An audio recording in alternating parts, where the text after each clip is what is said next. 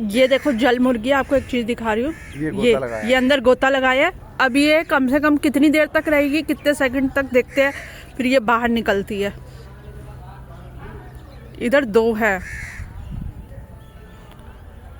हमें देखते देखते तो 5 मिनट हो गया हुआ है। 5 मिनट अभी निकली नहीं है।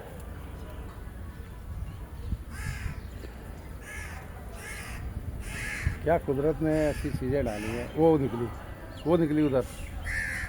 वो देखो अब निकली है 5 मिनट बाद उधर को।